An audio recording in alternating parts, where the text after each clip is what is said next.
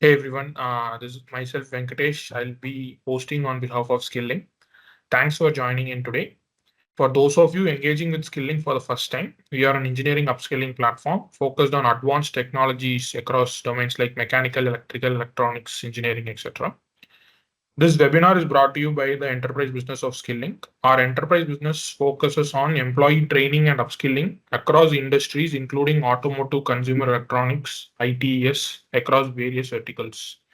Today's webinar is on battery energy storage systems. Before I hand it over to Mr. Vatsal, a few pointers for the session. We'll be sharing the recording of the video with folks who have requested it in the form. We'll be also sharing a feedback form towards the end of the session. Kindly take 2 minutes to fill it up. Any questions you have, please post it on the chat window. Mr. Vatsal will take it up at periodical intervals. Let's get started with the session. It's my pleasure to introduce Mr. Vatsal Shah. He is the category head for electric vehicles at Skilling. He has over 16 years of industry experience across firms like ABB India, Artem Energy Future. His expertise spans across critical areas including EV powertrains, lithium-ion battery technologies, charging stations, power electronics, motor drives, etc. We are excited to host and hear from you, Mr. Vatsal. Over to you. Yeah, thanks, Venkat. Hi, everyone. Good afternoon. I hope I'm loud and clear. Yeah. Great. Thanks, Venkat. So before we get started, I just wanted to make sure that this is going to be more of interactive. So feel free to uh, ask your question. Feel free to use the chat box and throw the questions. Right. I will also equally be interacting and asking a lot of questions to you as well. Right.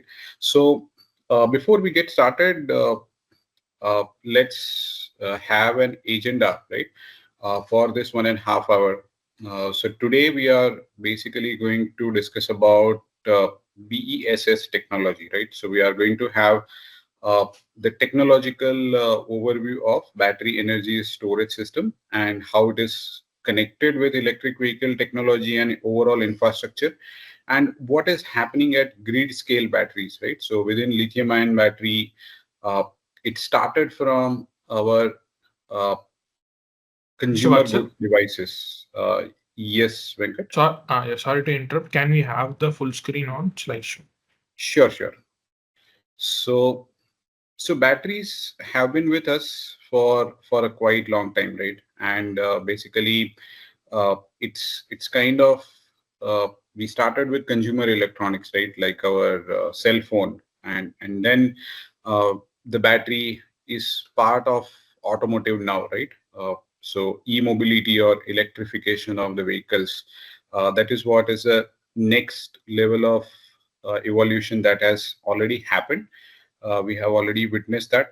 And now the batteries are going to be part of a grid scale energy storage, right? So we are going to touch base on what is the battery energy storage system, what are the technological advancements that are happening, and we will also discuss about challenges and the opportunities and what are the trends in the Indian market typically, right?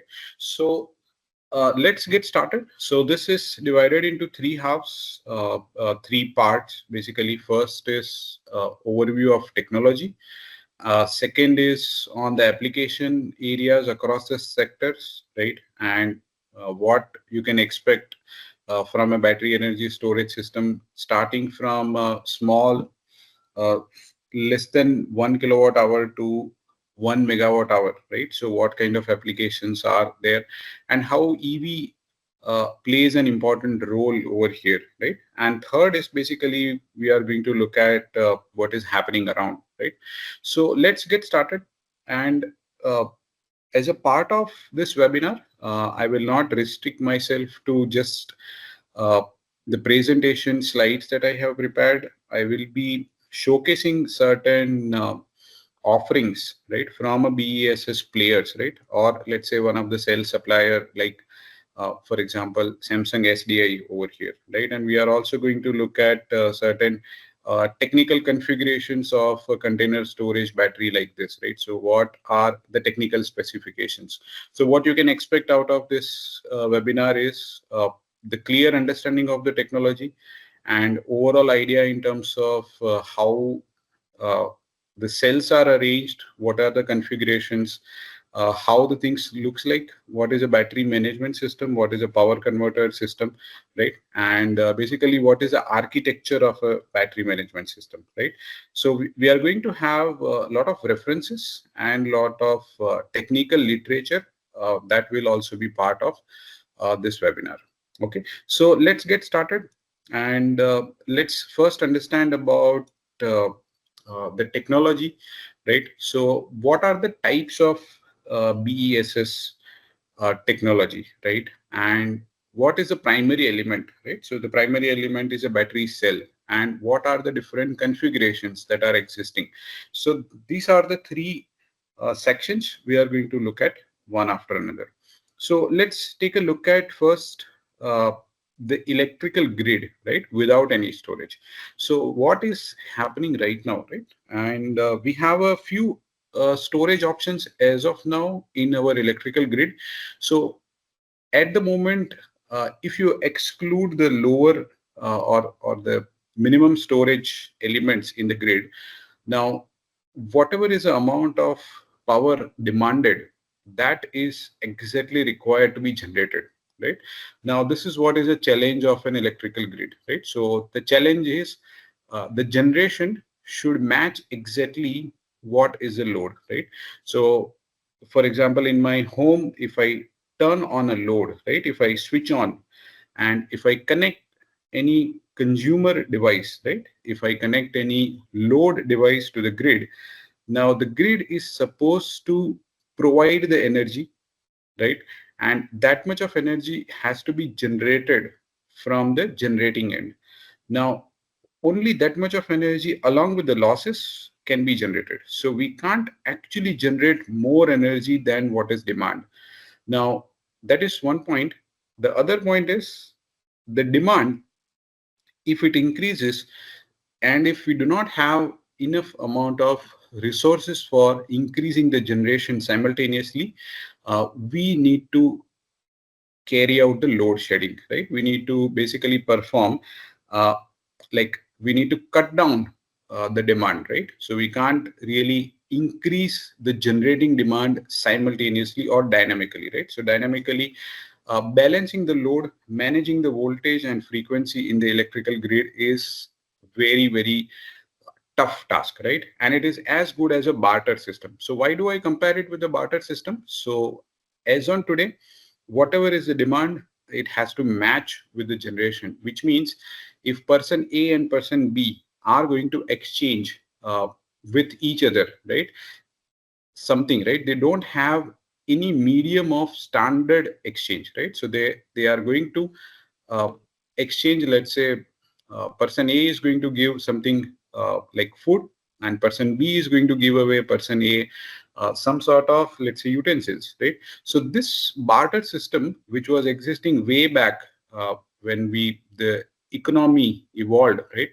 So that was there were a lot of challenges involved, right? So now the is in the electrical grid is equivalent to the money that we have in our pocket, right? So remember, the electrical storage in the grid is compared here with the overall, uh, let's say, amount of surplus money that we are holding, right? So in electrical grid, as on today, we do not have much of a holding power, right? So you can't hold, right? So you just have to exchange, right? So you don't have any standard, right? So in a barter system, there are a lot of disadvantages, and then the system like currency evolved over a period of time, right? So if I give you a painting, right, probably I can ask a food, right, from you, or if I give you some service, I can ask another service or another product from you, right? That was a barter system. So electrical grid without any storage system is as good as a barter system. Now, that is where the grid has to be more evolved, right? And the grid has to be more matured, right? Now, many of you might be wondering that a lot of critical loads when the grid outage occurs, we definitely have a backup system. We have energy storage, right? And we have a lot of other options, right, to generate electricity at our own place, right? So we can have control over the generation, and we can have a small amount of storage by default. It is existing since many years. The answer is yes. But what is happening in that case? So either we have the lead acid based energy storage system, or we have a DG set, diesel generator set, right, as a part of our energy storage system. So now if you compare the large diesel generator, right, with a container battery energy storage system, right, this is how the comparison will look like. So the first, on the left side, what you are able to see, that is basically a large diesel generator set, and on the right side you have a lithium-ion battery as energy storage system. So the upfront cost, or the initial cost of installment, cost of manufacturing, fabrication, and the overall bill of material cost is relatively lower. So you have a diesel engine over here and an electrical alternator which is powered by a diesel engine, and now you are ready to generate, right? And here this act as a generator, here it is going to act as a storage. So it is basically uh, storing the electricity in a unit, in a vessel, right? So the initial cost is relatively higher. The operating cost on the other side, which is the cost of fuel and maintenance, which is relatively higher. Battery energy storage system, the operating cost is lower, right? So this is where the entire uh, game of energy storage changes here, right? So whether you rely more on the upfront cost or the operating cost, right? And if you get the finance part resolved over here, right? So let's say when where you have the government financing such large projects, right, or financial institutions supporting this kind of projects, this can be solved, right? And if the operating cost is going to be lower and there is a financing mechanism in place, this can be a good option for an energy storage system. So typical lifespan would be somewhere around 15 to 20 years, depending on obviously the maintenance as well as the overall supplier and the quality of a supplier. Here, the lifespan typically from 10 to 15 years, right? So that depends on the type of the battery and the chemistry of the battery. We are going to understand more about which are the chemistry of the battery. The most important part is the efficiency and hence the cost, right? So the efficiency is always better. So when you consider the round trip efficiency, it turns out to be like 80 to 90%, right? So whatever amount of energy you are going to use to charge the battery, the similar amount of energy you can take back or as a discharge of the battery. Now, the emissions are going to be zero. The noise levels are relatively, this is going to be a silent operation.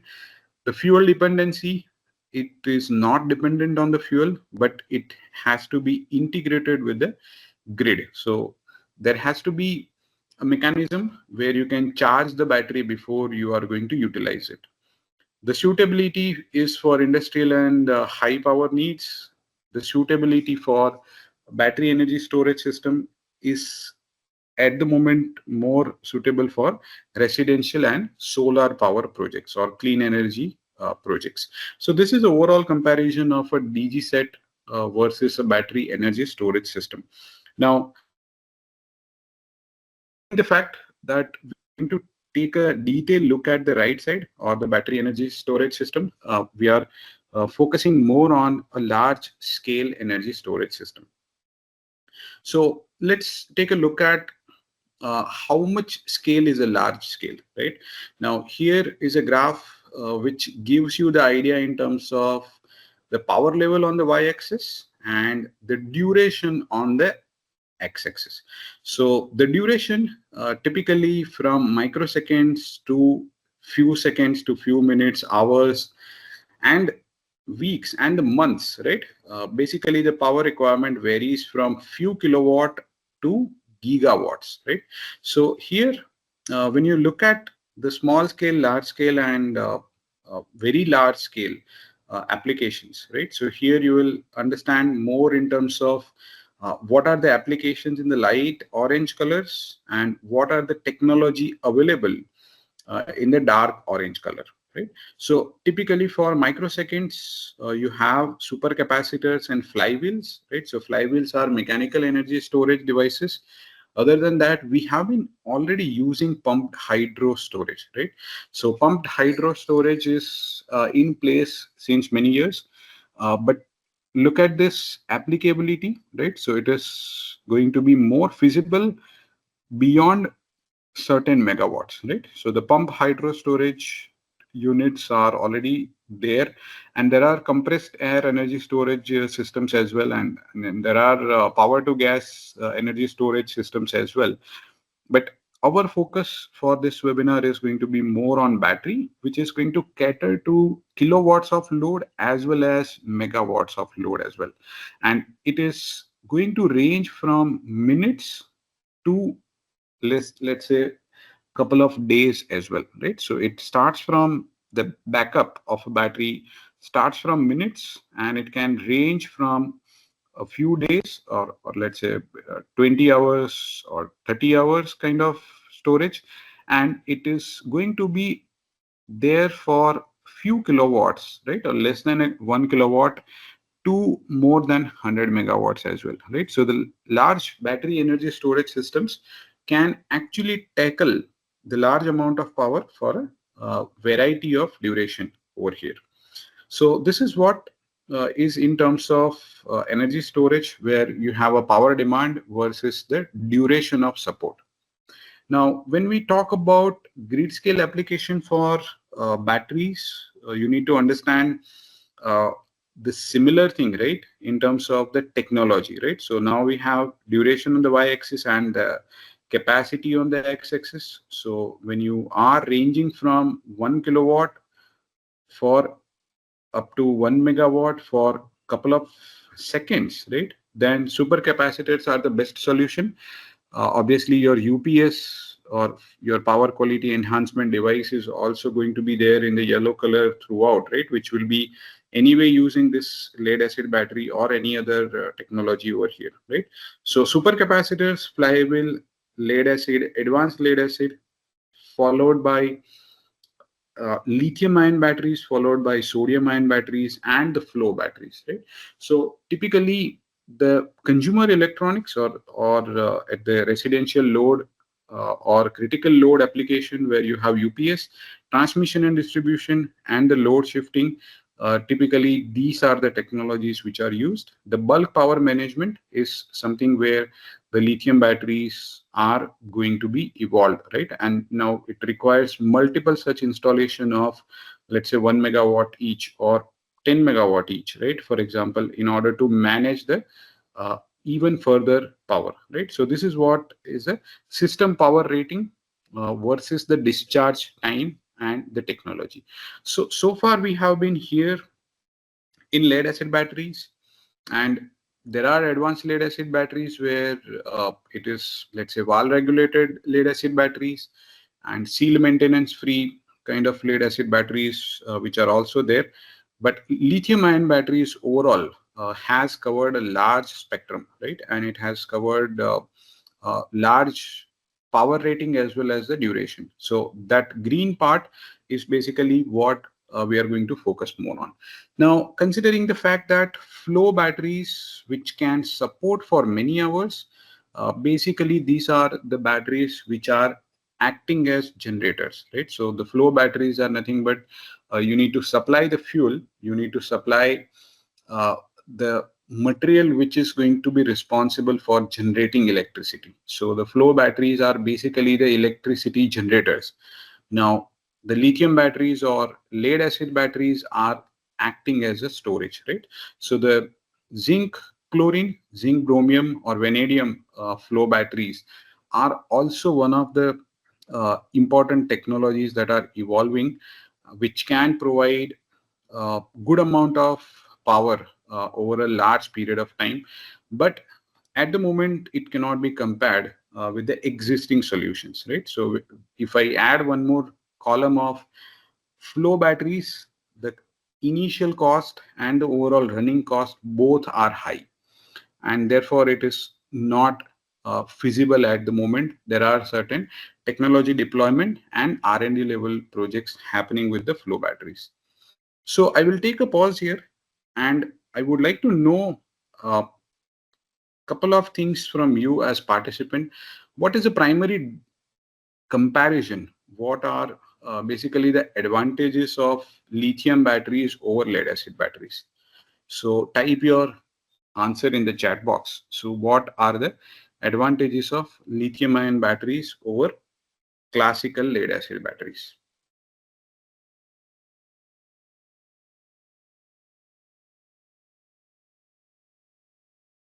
Okay, so let me check the chat box. Okay, so Vivek Ranjan says safety. So from safety point of view, yes, obviously the lead acid battery is going to be the clear winner. When I say clear winner, it is basically more safe, right? And but at the same time, there are drawbacks, right, for lead acid battery. So we have found one of the advantage of lead acid battery compared with lithium batteries. Let's see. Okay, so the life cycle, yes. So Mohammad Naveed says life cycle, fast charging, lower maintenance. Great.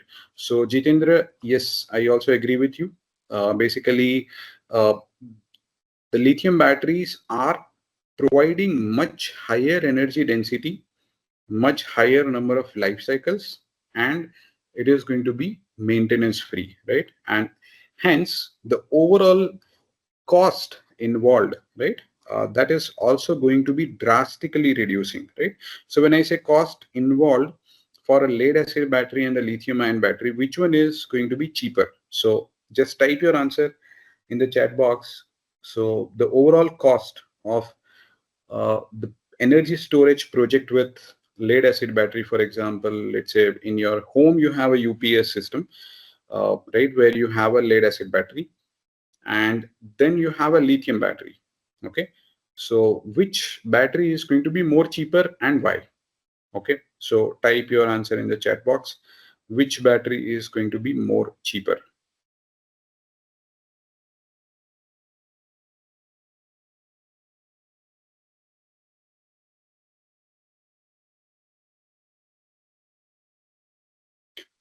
Okay, so Apurva and Muhammad and yes, you are right.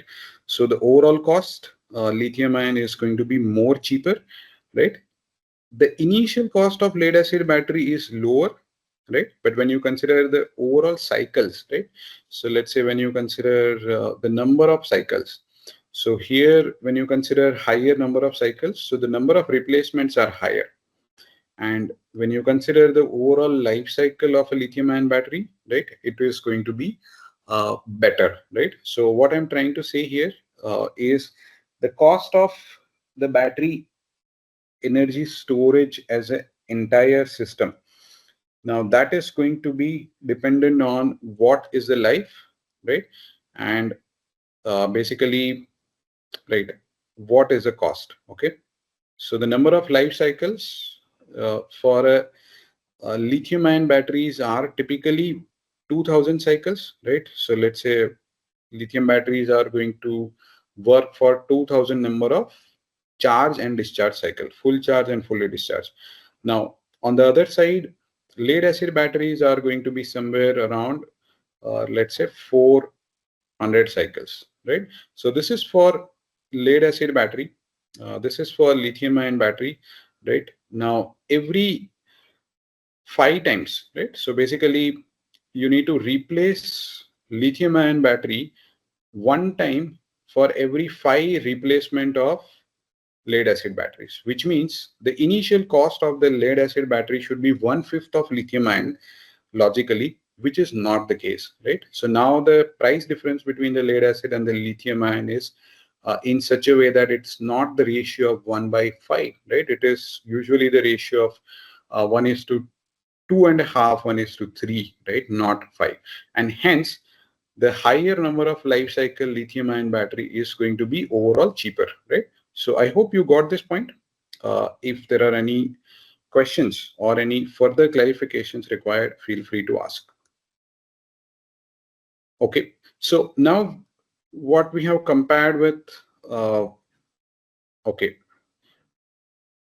yes, Vivek is asking, yes, resource-wise cheaper, yes. So definitely the raw material is going to be cheaper for lead acid battery, but lithium-ion battery in longer run, overall life cycle cost is going to be lesser, right? So I hope you got the idea of what is the meaning of life cycle cost.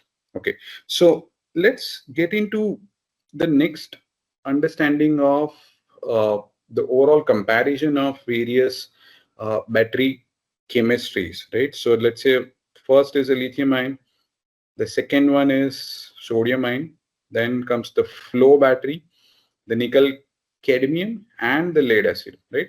So typical energy density, lithium ion battery is highest. So here you have 250 watt hours per kilogram, right? So that is basically the overall energy density. The round trip efficiency of the order of 95%, which means when you charge it fully and when you discharge it, how much amount of energy you are able to get it.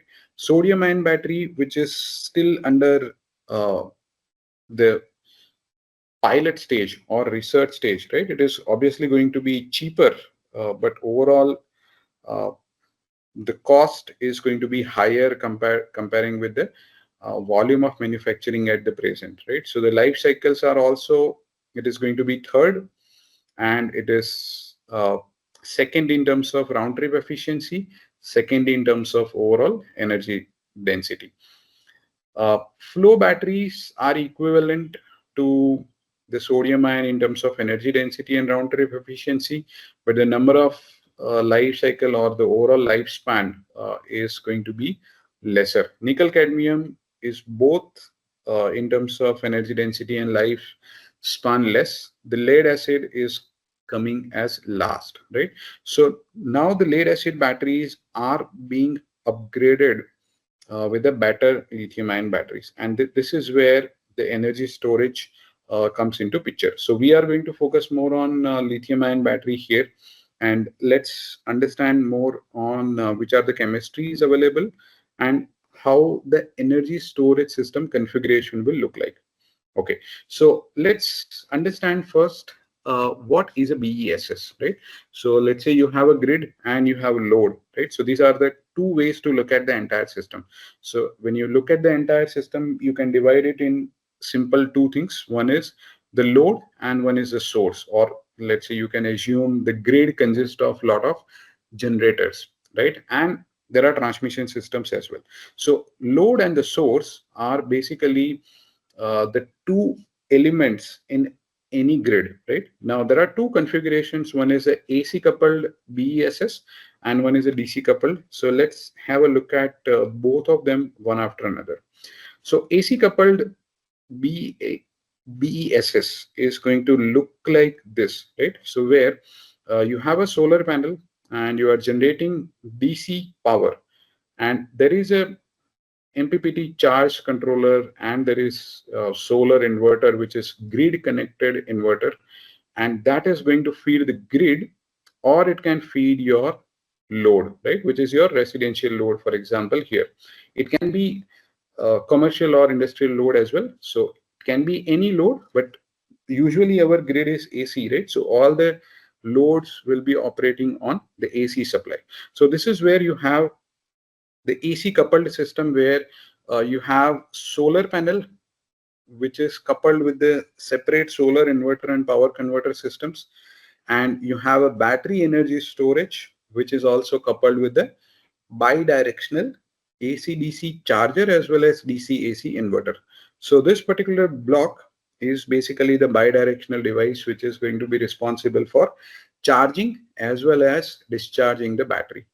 And this is the configuration where you have two different inverters for renewable energy source as well as a solar, that is known as a AC coupled system.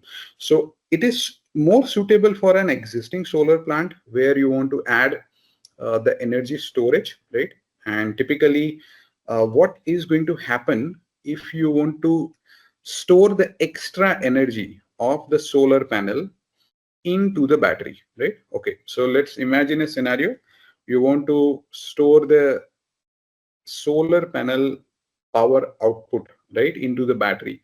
So what is happening here? So first we require to do the inversion, and then we have a grid system, right? And then that AC will be converted into DC, and that DC will be stored in the battery, right? So it is basically two-stage conversion. So first you require inversion, and then you have a battery charging that is happening with two converters.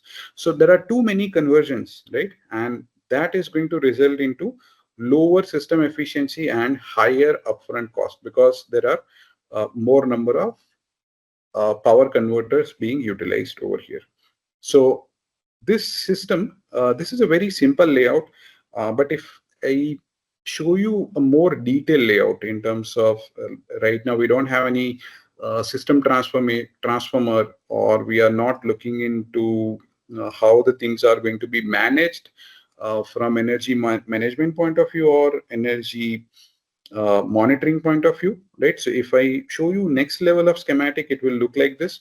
So here, basically, you have the PV panels, and then you have a charge controller, MPPT controller, along with a grid connected inverter, right? So let's say this is your grid connected inverter, and then there is another transformer, and then you have lithium-ion battery along with the battery management system. Then you have another DC to AC bi-directional converter, and then you have another transformer, and now your load is connected with the grid, right? So overall here, uh, your solar power plant will have their own energy management system.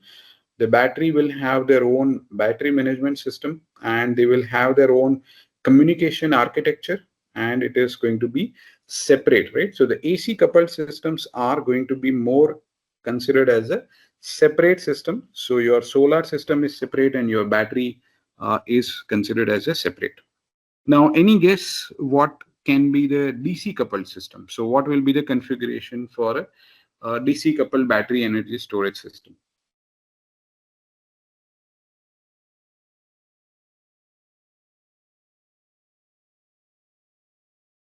So DC coupled energy storage system will have a common DC bus, right? So instead of common AC bus, now I want to have a common DC bus for the solar as well as battery, right? So basically it is going to be having a common DC bus, and that is known as a DC coupled system.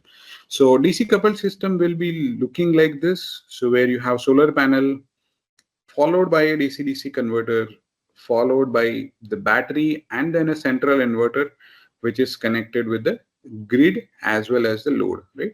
So this is typically the DC coupled system. And if you look at the overall layout, it is going to look like this. So here you have a battery, and the battery is going to be matching with the DC bus voltage here. The solar PV system is going to have a DC-DC converter over here, and basically that is going to be having a common DC bus over here, and the central system, which is a central inverter system, which takes care of grid, right? And it is going to also take care of power flowing in order if you want to charge the battery as well, right? So your solar can charge the battery and your grid can charge the battery as well. So here your energy management system and your battery management system is going to be comprising as a common unit, and that involves higher complexity, right? So the complexity in terms of control of this inverter, and the complexity in terms of generating the voltage which is equivalent, right? So the battery will have the variation in the DC voltage here. The solar panel will also have the variation in the DC voltage here. How do you match the voltage, right, of these two? Basically, that depends on how this DC-DC converter is operated. So the converter operation becomes the control of power electronic converter becomes a complex thing over here. So these are the two methods, AC coupled and DC coupled systems, and we have seen that configurations overall, right? So majority of the new installations would have a DC coupled system in order to optimize the efficiency and reduce the overall cost. But the existing solar plants, existing renewable energy storage systems can be converted with the BESS as a supportive system in terms of AC coupled system, and now you can have the battery as a new unit uh, parallelly operating with the solar power generating unit. So now with this as a clarity, let's have a look at a small video, right, in which explains what is a BESS. So BESS is basically going to absorb the excess energy from the renewable sources, and it is going to release that into the grid whenever required. Now, the battery energy storage system can be part of this in terms of at a transmission distribution level, at a generation level, as well as the load level as well. So behind the meter, which is BTM, front of the meter, which is FTM, the energy storage systems can be present at a different location, right? Now, what is the responsibility of the overall system, right? So it provides system flexibility, it improvises the frequency response, and it is going to help in energy time shift, right? So these are the major advantages of FTM.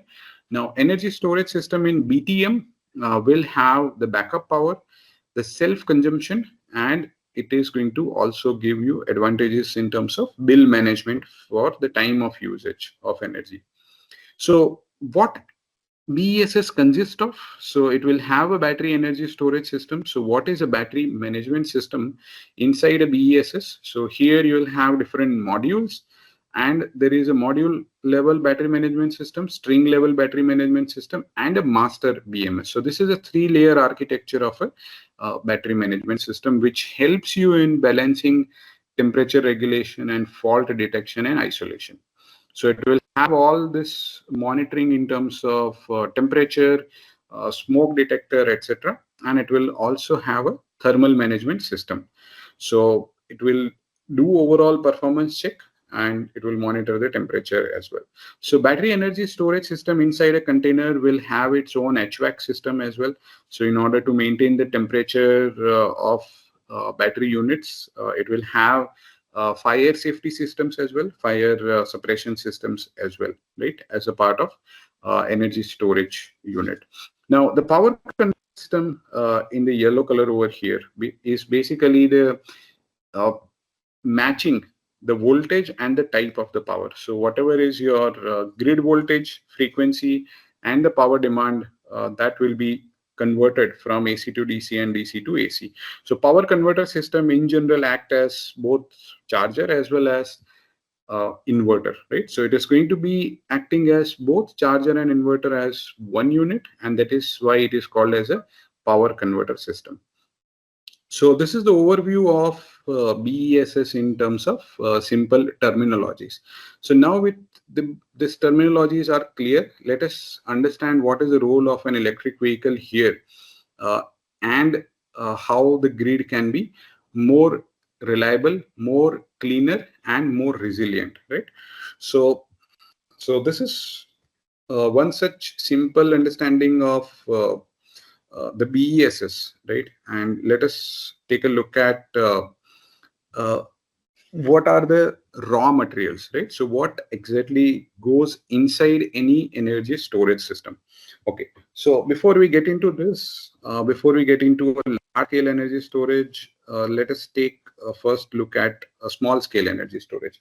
So now all of you must have seen the power bank, right? So let's say uh, when you are charging your cell phone, right? Probably if you don't have the backup of the grid, right? So let's say you are traveling and you are traveling for, let's say, 5 hours by road, right? And your battery level of your cell phone is less, right? Probably you carry a power bank and you will be able to charge your cell phone from another battery. So you are charging your lithium-ion battery of your cell phone with another. So power bank, typically in few hundred watt hours. This is what we all have seen, right? We all have also seen a lot of portable devices, right? So the portable device is starting from a simple torch to the power hand tools. Now they are also coming up with the lithium battery energy storage unit, right? So your portable hand tool like a drill machine by Bosch, right? Or let's say your gardening machine, or let's say the vacuum cleaner by Dyson, they all consist of lithium-ion battery, right? Now, this is one level of energy storage.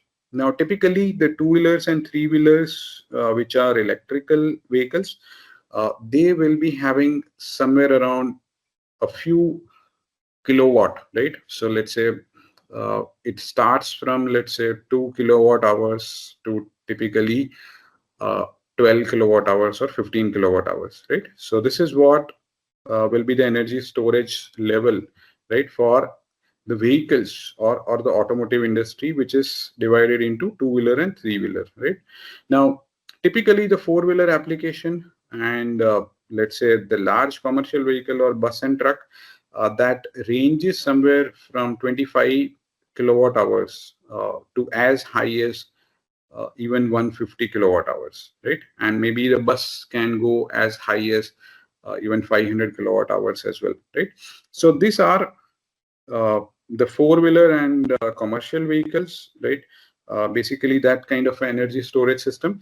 Now, then comes the grid level uh, battery energy storage system, right? Which usually starts from 250 kilowatt hours to uh, 1 megawatt hour and multiple of that, right? So basically this is what is the overall spectrum of energy storage, right? And then all of this are consist of lithium ion cells, right? So now when we say that lithium ion cells in a power bank, you will have two or three probably, right? Or maybe four, or a larger power bank might have six number of cells. Typically inside a two-wheeler or a three-wheeler, you might have 100 number of cells. In a car, you might have 1,000 number of cells. In a BESS, you will have typically, let's say, more than 7,000 number of cells, right? Depending on the type of cell. So this all depends on the energy storage capacity required, but the basic building block or the fundamental unit is the lithium ion cell, right? So now let's learn more about which are the types of cells, who are the manufacturers, how to get into reading the technical data sheet of a cell, right? So this is what we are going to discuss now. Now, before that, I would also like to throw some light on the voltage level. So as we keep on changing the energy requirement level, the voltage level will increase as well, right? So this is typically the 5-volt USB application, right? In case of hand tool from Bosch, that might use 18 volt, or maybe some of the hand tools which are really powerful, they are available in 48 volt system as well, right? So this is a DC system voltage, right? This typically two-wheeler and three-wheeler comes up with 48 or 50 to 100 volt DC system. Four-wheeler typically and the commercial vehicle are of the order of 400 to 800 volt, right? And the BESS are going to be greater than 800 volts system, right? So this is what will be the comparison in terms of voltage levels comparing with the energy storage level. So there are three types of form factors. By form factor, I mean that what is the mechanical configuration of a cell, what are the dimensions, and how the cell looks like physically, right? So these are the three types of cell. First one is the cylindrical cell. You all must have seen AA, AAA type of cells, which are uh, in the backside of any remote controller, right? Similar type of cells are there for lithium-ion batteries as well. If you have opened up any old power bank, or your older laptop battery would have this type of a cell. Now, cylindrical cells are equally used in electric vehicles as well as battery energy storage systems. Prismatic cells in the middle and the pouch cell in the last, right, are also one of the possible configurations how the cells are manufactured. So when the cells are manufactured, they are consist of anode cathode, or let's say positive electrode and negative electrodes, and basically the positive electrode or uh, the cathode is the unit, right, which is comprises of more than 50% cost of a cell, right? And that is driven by different chemistries. So there are different recipes which is going to make this positive electrode of a battery, and based on that there are different types, right? So these are the types according to the physical dimensions and the form factor of a cell, but there are different types according to the chemistry and the type of material used in the construction of a cathode active material, which is used inside a cell. So let's take a look at that part. So there are basic chemistries available in the market. So these are the 6 chemistries which are available, and these chemistries are uh, typically of the order of like these are the chemistries which are commercially available, right? So these are not the chemistries which failed earlier or which are evolving right now, or they are not in commercial usage, they are just for pilot projects and R&D. Those chemistries are not included here. So lithium cobalt oxide or uh, lithium manganese oxide are typically used for consumer electronics. For automotive, LFP, NCA, NMC, and LTO are preferred. So LFP stands for lithium ferrous phosphate, nickel manganese cobalt, nickel cobalt aluminum, and lithium titanium oxide are all compared on a spider graph on a 1 to 4 scale, right? So let's consider the first one. So the first one is basically the specific energy, right? So the specific energy refers to the energy density. So how much amount of energy is stored in a unit weight of a battery.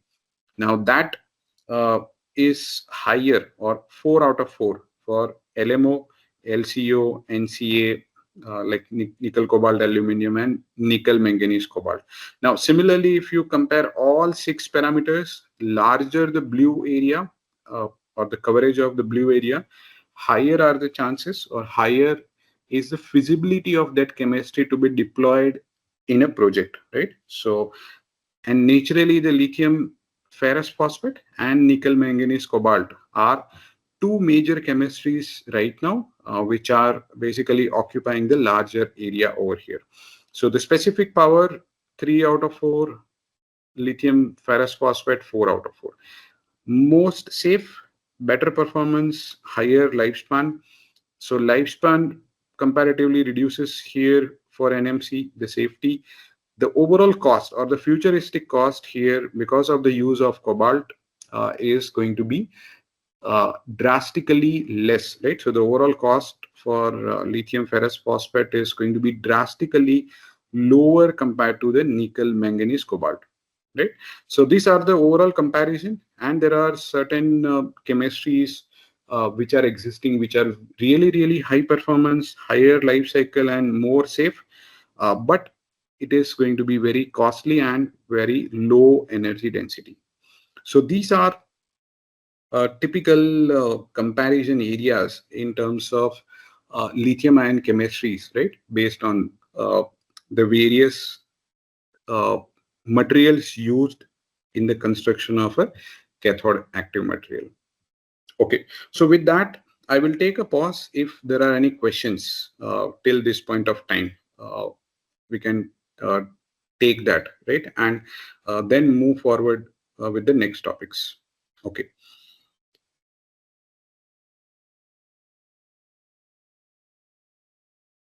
Okay.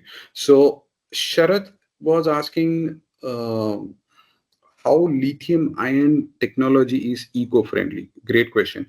So Sharat Saxena, basically the there is a circular economy which is now evolving.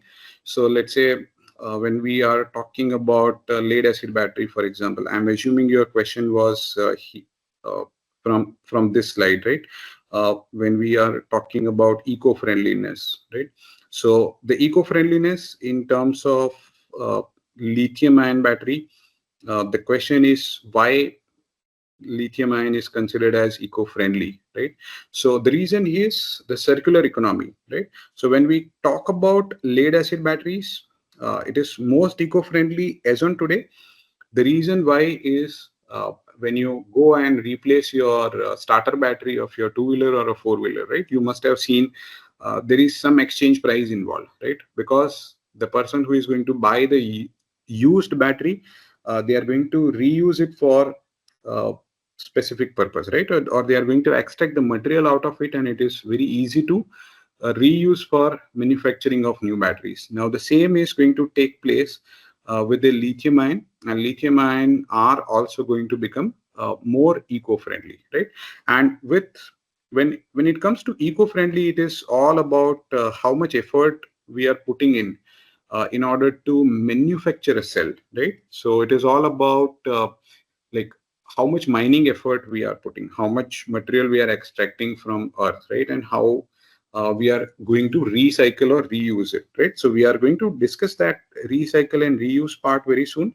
But compared with lead acid battery, lithium ion batteries are becoming eco-friendly, and their overall environmental impact will be reduced. Okay, so with that question, let's look at who are the manufacturers, right? So this is typically the older data, I will say, probably 4 years old. So CATL is number one. BYD is basically now number two. So this is the typical capacity and the market share, right? So the CATL is one of the major Chinese manufacturer of battery cells, and they are having 33% overall market share, right?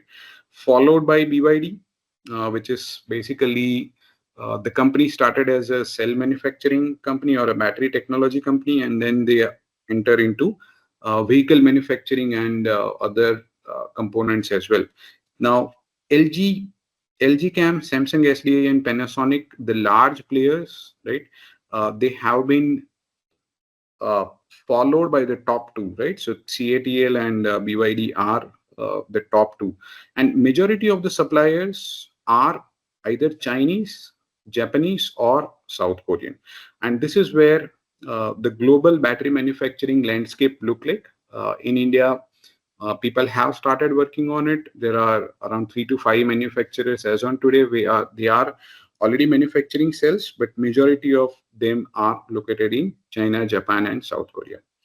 So let's take a look at who is manufacturing what. Okay, so this is the uh, image which gives you clarity. So there is a survey by LXSec Consulting, right? And they have provided the details in terms of which company manufactures which form factor of a cell. Okay, so for example, the company like Tesla in US, they are manufacturing only cylindrical cells. So they are not into manufacturing pouch cell or prismatic cells, right? So Tesla is believing the cylindrical cells are going to be the cheapest in terms of manufacturing, and the mass manufacturing can further lower down the cost, right? So they are into only cylindrical cell. For example, BYD is not manufacturing cylindrical cells at all. Earlier, they were manufacturing pouch cell, and basically they are majorly into prismatic category of cells. So now this indicates basically they are not going to uh, anyway or in future work on this kind of technology, and this indicates it is under development, or in future they are going to come up with this type of cell as well. So as you can see, cylindrical only one company is considering, like SK Innovations, uh, LG Cam, and SK Innovations, PowerCo, and ACC. They are coming up with the prismatic cells. So now almost all manufacturers, right, are coming up with the prismatic cell option, and that is becoming more or less kind of a standard, right, typically for a battery energy storage system. So this is the overall landscape in terms of cell types by battery supplier, and obviously all these cells in either in cylindrical or pouch or prismatic, they can be of different chemistry, right? So let's say the company like Goshen, which are manufacturing cylindrical cell, which are primarily LFP chemistry, lithium ferrous phosphate. When we talk about Panasonic, when they are manufacturing cylindrical and pouch cell, the pouch can be NMC, The cylindrical can be either NMC or LFP or any other chemistry as well. So these are just indicating the type of form factors. There can be multiple chemistries by a supplier. So let's take a look at one of the supplier and let's understand their offering, right? So I'm going to double click on Samsung SDI, which is a South Korean brand, and let's take a closer look at what are the battery cell options they are providing. Okay, so I hope my screen is visible where I'm showing you a PDF downloaded from Samsung SDI website. Uh, can anyone please confirm if the PDF is visible? Yes, yes. Okay, great. Thanks. So here, what you can see, the product lineup, right? So Samsung SDI as a battery cell manufacturing company, they are not only into cell manufacturing, but they combine different cells and they are manufacturing modules and trays as well. And with multiple such modules, as you can see in this rack, they are manufacturing battery systems as well. So majority of the companies, right, including BYD, including CATL, they are not only manufacturing cells, right? So obviously they will manufacture cells and provide cells to other people who are going to engineer the solution, but they are also into the complete solution, right? So let's take a look at their complete solution. So their applications are in terms of generation, transmission, distribution, as residential, telecom, and UPS as well, right? So their applications are covering the wide spectrum, right? It starts from generation end, the renewable BESS, transmission distribution BESS, as well as the demand side, right, or a UPS system as well. So what exactly you can expect, right? So this is how the cell looks like, and it comes up with more safety parameters. But let's look at the cycle life characteristics, right? So this is one of the cycle life characteristic of the Samsung 68 ampere hour cell, which is a prismatic cell. They are claiming 6,000 number of life cycle with 80% of the capacity remaining, right? So only 20% degradation after 6,000 number of cycles, where the test conditions are 1C charge rate, 1C discharge rate at a standard temperature, and the depth of discharge is 100%. So fully charged, fully discharged at 1C rate continuously, 6,000 number of life cycle, the degradation is only going to be 20%, or the amount of life remaining in the cell is still 80%, right? Now this is what they are claiming in terms of the overall life cycle. Now these life cycles are under the standard test condition. What can be the life cycle for your application? So there are certain tools available like life cycle simulation tools, right? And they are going to basically help you to figure out, with the overall capacity and your type of usage of a cycle, how much battery capacity or how much life cycle you can expect out of it, right? Now if you look at the amount of energy density, right, so as on 2016, right, so this data is available up to 2016, which is fairly like more than 5 years old, right? So these numbers have been evolving ever since. So earlier it was 177 kilowatt hours per liter. Now it is 236 watt hours per liter. The 40 feet container, right, which is a standard size of a length, width, and height of a container, uh, this was 3.3 megawatt hour, right? Now it can accommodate, in the same container, it can accommodate 4.8 megawatt hours of battery capacity as well. So these are the details available from a supplier, and as you can see here, there are modules available, right? So there are cell level specification and module level specification. So module consists of many number of cells together, right? So when you connect them all in series, you can increase the voltage, and basically you will have a higher capacity as well. So there are modules available from uh, 2 kilowatt hour to 3 kilowatt hour, right, in a different arrangement. And there are modules available up to 8 kilowatt hours, right, 5.4 and 7.6 kilowatt hours as well, right? And as now you can see the overall length, width, and height, and the weight as well, right? So what can be the specification? There are cylindrical cell types also used, right? And they have uh, like 28.3 kilowatt hour modules, 230 kilowatt hour modules, or the larger battery packs available at a higher voltages as well, right? So they have 50 volt, uh, 28.3 kilowatt hour as one of the module, right? And where the fully discharged voltage to fully charged voltage is going to vary from 42 to 56, right? So these are the overall tech specs, right, from one of the supplier. Now all battery cell manufacturers will have two options, and maybe the combination of two as well, hybrid cell type options as well. So one type of cell is called as energy cell, and another is the power cell.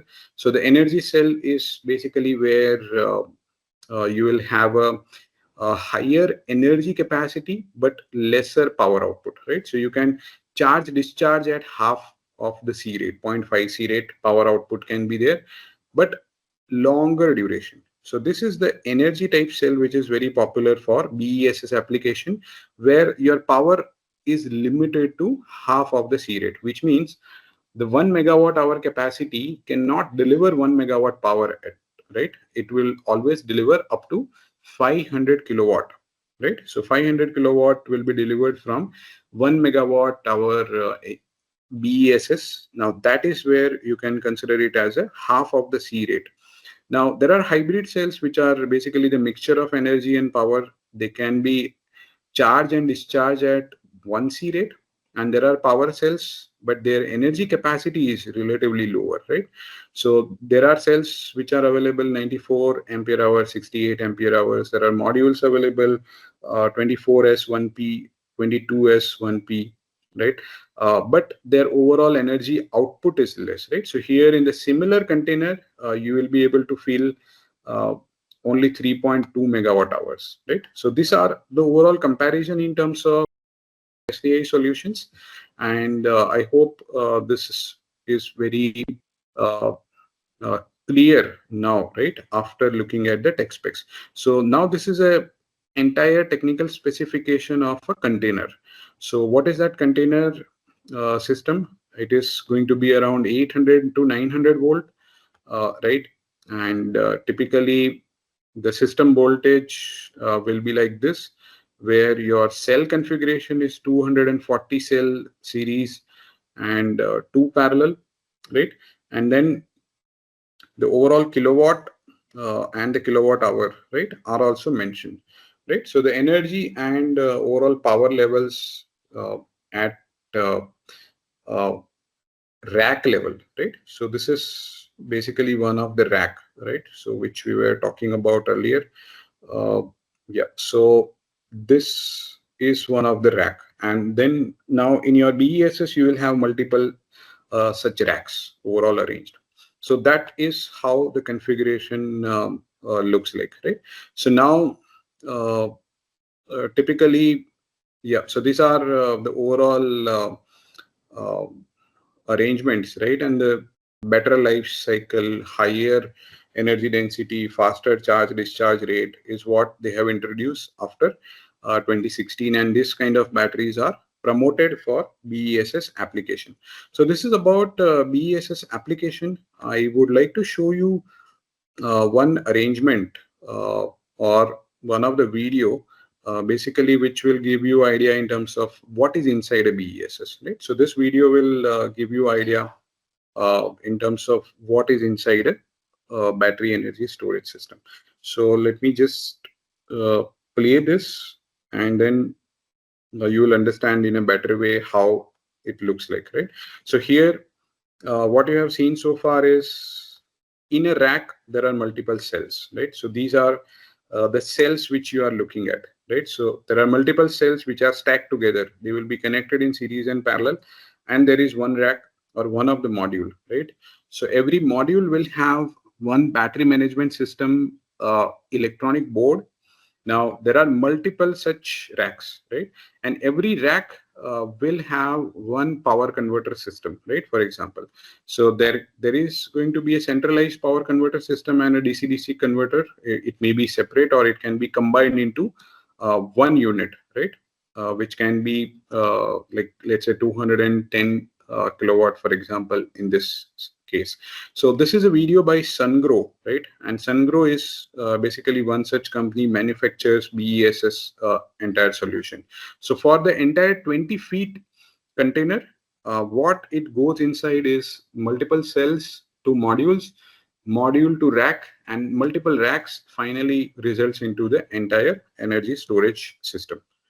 Okay, so now what is inside and what are the technologies, right? So let's have a closer look at the Power Titan 2.0. So this all battery modules are liquid cooled, right? So their temperatures are going to be controlled, where uh, there is a flow or circulation of liquid inside, right? So that the battery temperature remains within the limit.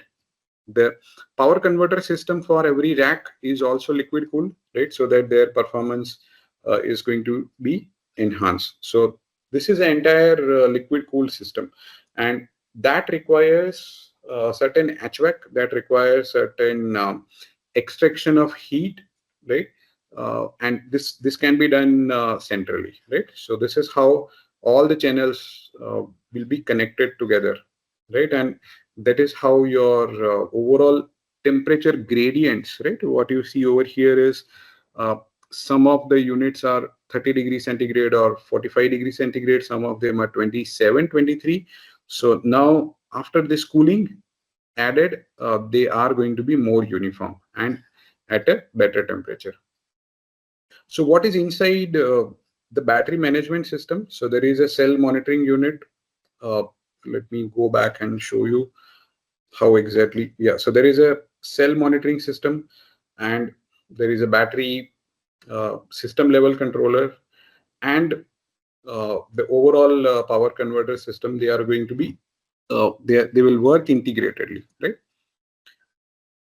So the battery management system will be part of every module, and yeah, that will monitor what is the battery level, and it will also ensure that all the racks are going to be charged and discharged uniformly, right? So all the racks, when they are connected together, they are going to be charged and discharged uniformly. So yeah, so this is basically, it can be integrated into AC and DC as well, and it can be transported like a standard 20 feet container uh, at any site, right? And then it can be stacked up together with as less space as possible. So the energy management system comprises of monitoring of the entire data for multiple BESS along with different cells and units, and it will be kind of a GUI and a SCADA system where you can monitor what is happening overall.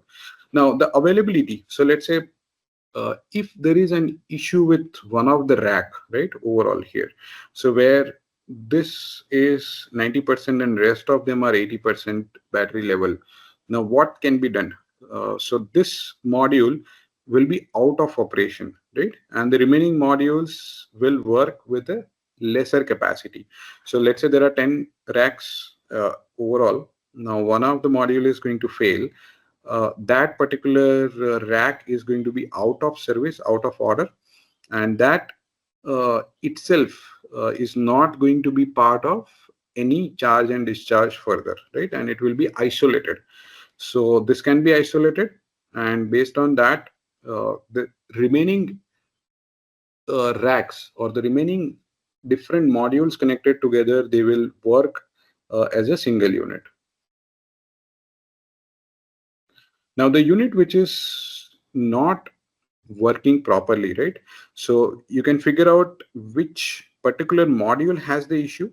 You can disconnect that manually, right? And typically it can be taken out, right, and replaced with a healthy module. right? So this can be taken out and replaced with the healthy module. So that's how it is going to be a plug and play system, right? And you can upgrade the overall software over the air, right? So there are over the air software updates can also be possible, right? And there are fire safety systems, right? So there are temperature, voltage, current, pressure monitoring systems, right? So each and every cell, right? So the majority of the cells are measured with their voltages, current, and the temperature, and that is done by a battery management system. So, and there will be a fire protection systems as well, like smoke detectors and temperature and pressure detectors, and basically the gas detectors as well, and there would be exhaust systems and the fire safety systems as well, right? So there will be fire safety systems as well installed as a part of your battery energy storage system.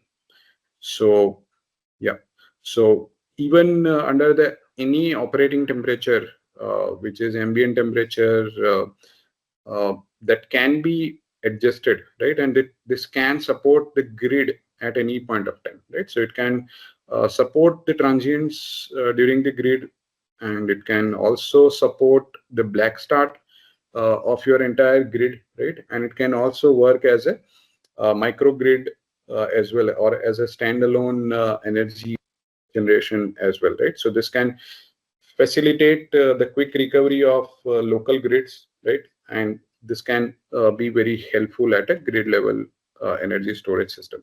So with that, I will come back to our topics and let's move forward. So next thing what we are going to understand is what happens with the EV batteries, right? So the typical EV batteries are going to have this kind of a value chain. So here the cells are manufactured. So for manufacturing cell, you require the material. So you require cathode material, anode material, separator. So now this material is basically coming from the mining. Now there are cell production companies where they are going to keep the anode, cathode, and separator together, and they are going to produce the cell. Now there are battery manufacturing companies, so they will manufacture the module, and the multiple modules will have a battery pack. Now that battery pack gets inside the vehicle, so the integration with the vehicle will happen at the time of manufacturing of the vehicle. Now the vehicle is going to be used, right? And now once the battery life is sufficiently degraded, right, then there will be a reuse and the recycling. So let us understand this reuse and the recycling in detail. So what really happens inside an electric car, the battery capacity will be used up to 80%, right? So from 70 to 80 percentage life is remaining. The battery is no longer capable to be used as a part of electric vehicle, right? So now that means the challenges with the electric vehicle is the ownership of the battery or the cost of the battery, right? That is going to be considering all full capacity with all number of cycles, right? But uh, the vehicle is going to use only 20 to 30 percentage of the overall capacity. So that battery is still usable. So there is no point in throwing away or doing the recycling of the battery where 80 percentage of the life is still remaining, right? So now electric vehicles are just going to extract the top 20% use of it, right? Now the second life can be the energy storage unit, right? So where you can install it with the renewable power systems, right? And that is basically the stationary usage, or this can be a BESS as well, right? So the battery energy storage system, batteries can be extracted from the first life batteries, right, within the electrical vehicle. Now this is where the opportunity comes, and there are various projects, right, which are already happening. So where the BESS is considered as the recycled batteries or second life batteries of EV, or the new projects which are coming in, they can be directly the first life batteries as well. Now once you have a couple of cycles elapsed and the capacity is significantly reduced by 30% or 20% only left, right? then is the time for recycling, right? So this is what happens in the recycling, and this is where the circular economy comes into the picture, right? And here you will see the second life usage, right? So here you have uh, the electric vehicle, you get the battery out of it. So now your EV is going to have a second battery or a new battery, right? Which is uh, there. Now the first battery installed, which can be refabricated, right? So you will extract basically the modules, and you will check out all the cells and the capacity. You will reconfigure the battery. You can reuse at grid scale, and uh, then finally, after the second life usage is completed, that then it can be recycled. So this is what will be the overall arrangement and overall idea of second life usage of the lithium ion battery for electric vehicle. So let us understand what's happening around, and what we can expect out of the present moment, right?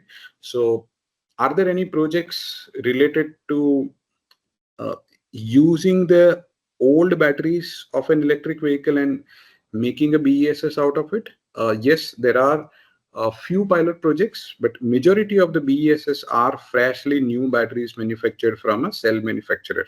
So this is something which is part of a circular economy, but majority of the BESS as on today are not utilizing the older batteries, but they are utilizing the freshly manufactured new battery cells alone, because there are challenges involved in terms of how the battery cycles are used, and typically monitoring the health, having a standard in terms of health monitoring and checking, and the cost involved in the resale part of it, right, or the finance part of it, and how do you figure out the price of a second-hand EV lithium-ion battery, right? And how it can be more compatible, how it can be more safe, how it is going to be more reliable. So all those challenges are there in between from 1 to 2, and majority of the projects in India and across the world, they are not utilizing the recycled batteries from EV. But this is one such opportunity which exists, and there are certain partnership projects which are happening.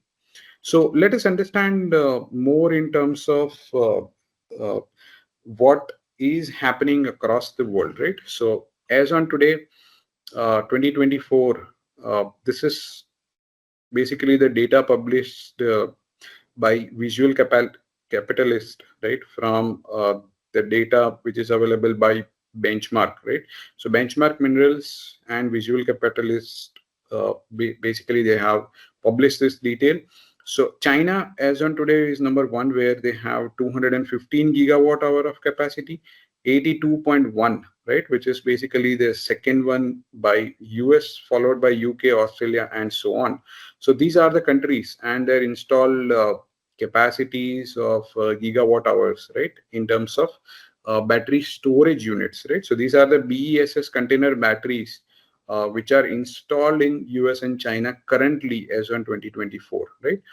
And basically, the India comes somewhere in the fraction of uh, gigawatt hour over here, right? Obviously, but as you see over here, the target of 2027 is where the India is 4.3 gigawatt hours, right? So this is where there are large opportunities, and it's not only India, across the world.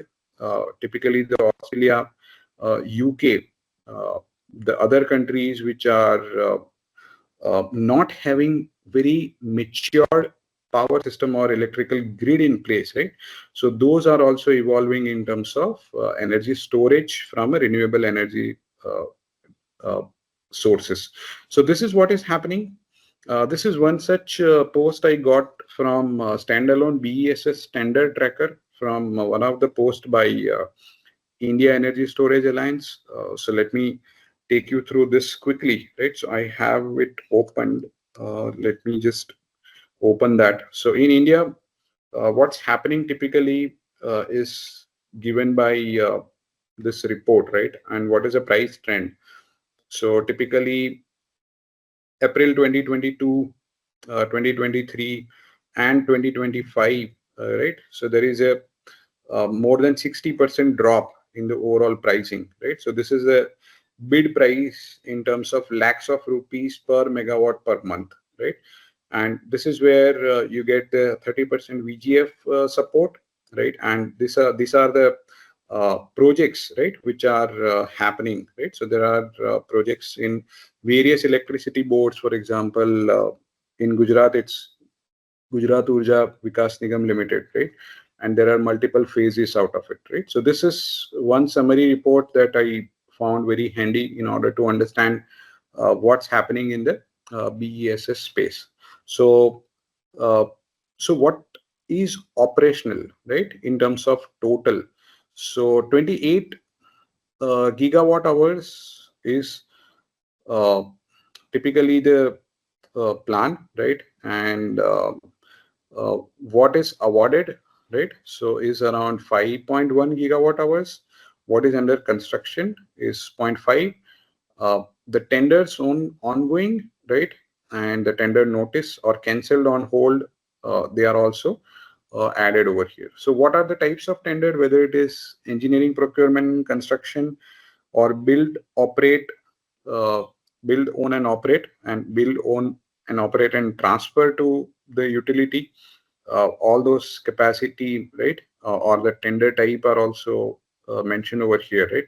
So this is what you can see, right? So this is where you will be able to see the operational, under construction, awarded, right, and the tender related opportunities across the India. And this is where all the projects and their comparison, project capacity, what is the business model, which is the location, how many number of cycles, what is storage duration, all the details are added over here.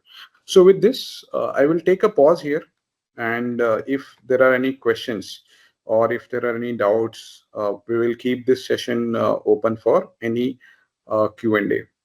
Yeah. So with that, uh, I will uh, suggest you to have a look at our offering in terms of lithium-ion battery. So when you start working on BESS, you need to have deep dive, or you need to have technical know-how of battery chemistry, battery management system, power converter system, etc. And that is where we come into picture, and we become your knowledge partner. We can provide training related to your BESS projects as well. One last thing that I wanted to show before Q&A, that was related to the overall architecture. So this is one such container battery integrator where they have provided a technical specification, right? So what they are having is 20-inch standard container with battery modules, power converter systems, HVAC, fire suppression, lighting, and the host controllers, right? So everything integrated together, where they are claiming their life cycle is around going to be 6,000 number of cycles at half of the C rate. And they have a bidirectional power converter systems. This is how the system layout will look like, right? So if I show you the uh, technical details and the mechanical layout. So these are all battery modules. This is where you have a power converter system. These are the HVAC units, and you can open the doors from both the sides like this, right? So this is what are the system specification. So you have 500 approximately kilowatt hours, out of which you can use the AC power of around 250 kilowatt, right? So this is the energy type cells which are used here, and it is zero point 0.5 C rate as a standard rate recommended. Now, the operating voltage of a battery when it is fully discharged 672, fully charged is going to be 852, right? So this will be the overall configuration, and this is how one of the module, right, or one of the rack looks like, right? So this is one rack, and there are multiple cells together, and they are connected in series and parallel.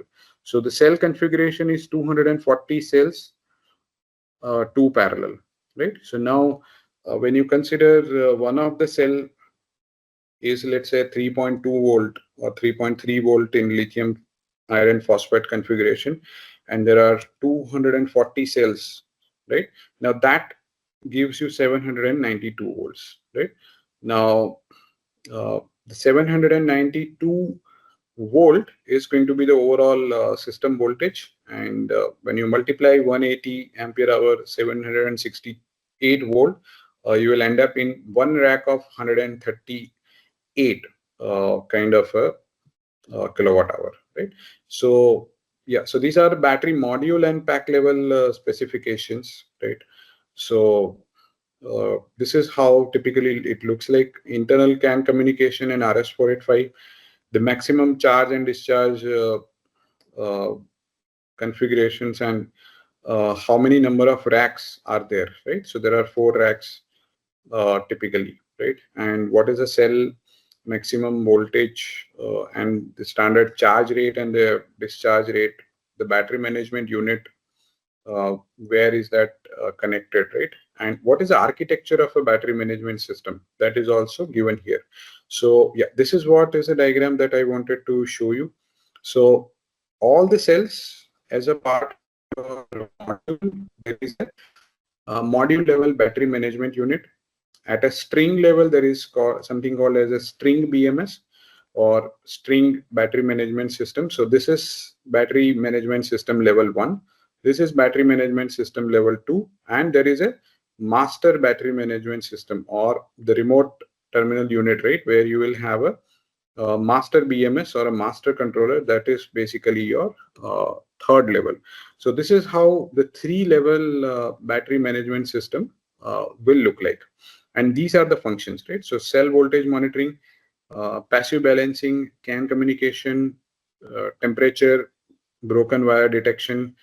Now, SOC estimation, the battery string level current detection is responsibility of a string battery management system. So this is how the internal architecture of the container battery will look like. So I hope you find this useful. And if there are any technical questions, or if there are any pending questions in the chat box, I would be happy to answer that. Yes, Mr. Vatsal, there are a few questions in the chat window. Also, folks, I have shared a feedback form on the chat window. Towards the end of the session, kindly spend 2 minutes and Sure. Let me see if there are any questions. So Mohammad Amin Sheikh is asking maximum duration of BESS to deliver the power to load center. Yeah. So Amin Sheikh, basically this depends on the cell configuration and the type of cell. So energy type cell and the power type cell. So energy type cell will be limited on power, but it can support for longer duration. The power type cell is going to be providing sufficient amount of power. So let's say 1 megawatt hour, it can provide 1 megawatt instantaneously, but its overall duration is going to be less, right? So that depends on the cell configuration and the amount of C rate which is supported by BESS, right? So usually majority of the BESS, considering the cost factor, they support half of the C rate. For example, the C rate was for the configuration that we have seen, 500 kilowatt hour, that will support 250 kilowatt of power, right? So yeah, that's how the ratio of energy to power looks like. Okay. Great. If there are any question, I was looking at some hand raise. on the chat, if you scroll up, Mhm. Okay. If let me see if there are any other questions. Okay. So Apurva Tyagraj is asking, how can every house build their own BESS? Okay.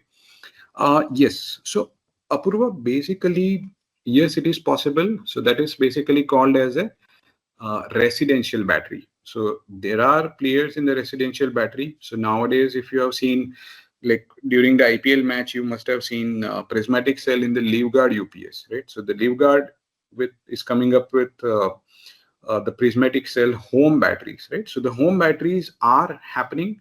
So Tesla has the Powerwall solution, and there are other players, right? Like BYD, etc. They are also providing home batteries. So why should we have a large battery located at very far distance, right? And which is very high power, catering to all the loads.